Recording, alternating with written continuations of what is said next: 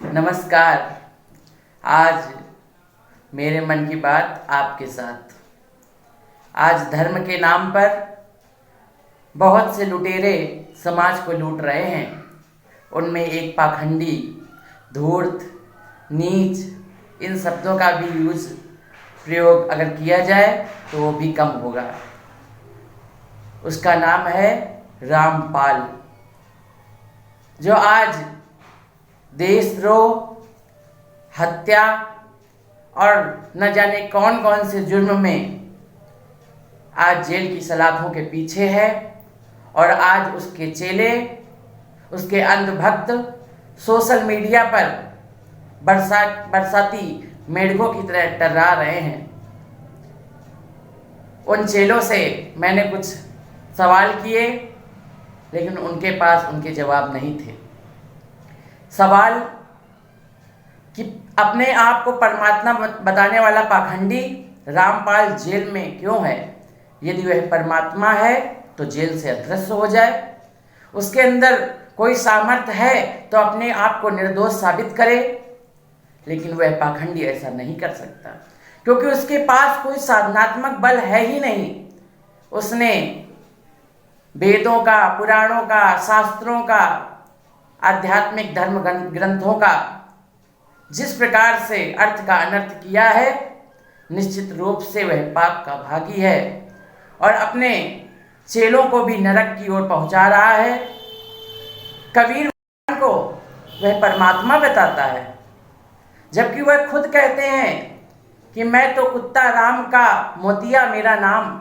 अपने आप को राम का नौकर बताते हैं, अपने आप को भगवान राम का दास बताते हैं कबीर जी, और उन्हें वह परमात्मा बता रहा है। कबीर एक संत थे, एक सच्चे संत थे। उन्होंने समाज को ज्ञान दिया। उन्होंने खुद कहा कि मैं तो राम का, भगवान राम का, प्रभु का नौकर हूँ, मैं तो उनका चाकर हूँ, मैं तो उनका दास हूँ।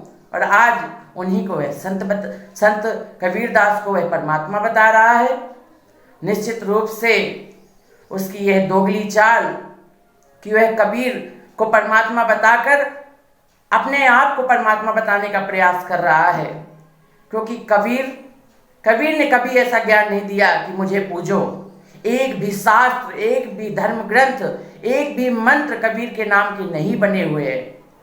अतः उन चेलों से मैं कहना चाहता हूँ कि माता आदि शक्ति जगत जननी जगदम्बा, जो इस जग की जननी है, उन्हें पूजने का प्रयास करो, तभी तुम्हारा कल्याण होगा। एक सवाल मैंने उनके चेले से, अंधभक्तों से और पूछा कि भाई प्रसाद में तुम्हें क्या मिलता है? तो बोलते हैं खीर मिलती है। मुझे तो बड़ा आश्चर्य हुआ कि वह खीर जिसमें रामपाल नहाकर उसके दूध से, उसके मल की दूध से बनी हुई खीर को उसके भक्त खाते हैं। समझ लो, निश्चित रूप से उस खीर का ही असर है उनके भक्तों के ऊपर। इसमें कोई बात नहीं है, क्योंकि वह खीर ही बोल रही है सोशल मीडिया पर। जब मल खाएंगे तो दिमाग में मल ही पैदा होगा।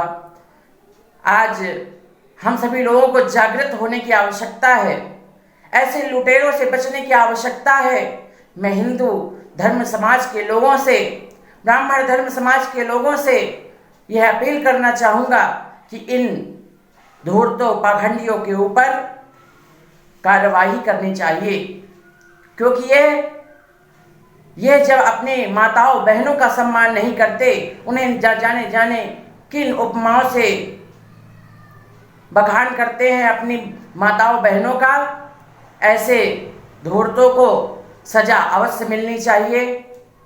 कहते हैं जब दिया बुझने वाला होता है तो फड़फड़ाता है। उसी प्रकार से उसके अंधभक्त इस समय फड़फड़ा रहे हैं। निश्चित रूप से मान लीजिए कि उसका पतन निश्चित है, क्योंकि रामपाल पाखंडी है, धूर्त है, नीच है, पापियों का भी पापी है। वह जेल में बैठा है और अपने चेलों को ज्ञान चर्चा की बात कर रहा है। कौन सा ज्ञान? कैसा ज्ञान?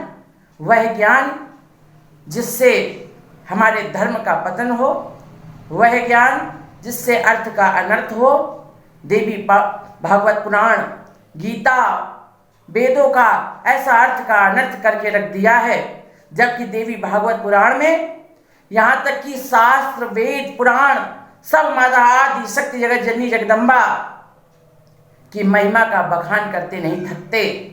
मैं उन धूर्त चेलों से कहना चाहता हूँ, एक बार दुर्गा चालीसा पाठ पढ़कर देखें, उन्हें माता आदि शक्ति जगत जननी जगदम्बा की शक्ति का एहसास हो जाएगा। आज सोशल मीडिया पर उनके चेले जिस प्रकार से सोशल साइटों को खरीदकर उसका दुरुपयोग कर रहे हैं, और मैं आध्यात्मिक चैनलों से भी निवेदन करना चाहूँगा कि वह भी ऐसे धूर्त पाखंडियों का प्रसारण करना बंद कर दें, क्योंकि वह ज्ञान किस प्रकार का ज्ञान जो अज्ञानता के अंधकार में डूबा हुआ है। आज यदि आप उस अज्ञानता को समाज के सामने परोसेंगे तो निश्चित रूप से आप भी पाप के भागीदार होंगे। अतः उस प्रसारण को बंद करने का प्रयास करें।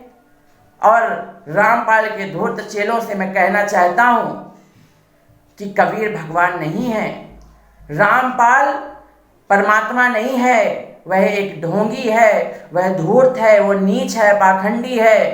अतः आप यदि बचना चाहते हो तो माता आदि शक्ति जगत जननी जगदम्बा की साधना आराधना करो, तभी आपको वह ज्ञान प्राप्त होगा। यदि आपका ज्ञान कर्म रूप में परिणित नहीं है, यदि आपने सिर्फ पढ़ पढ़ के रट के रट्टू तोतों की तरह उसको सिर्फ रटते रहे तो आपको कभी लाभ प्राप्त नहीं होगा।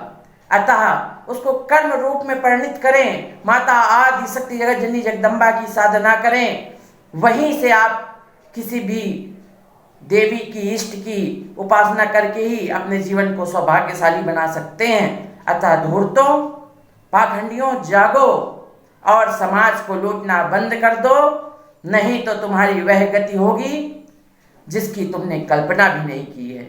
धन्यवाद।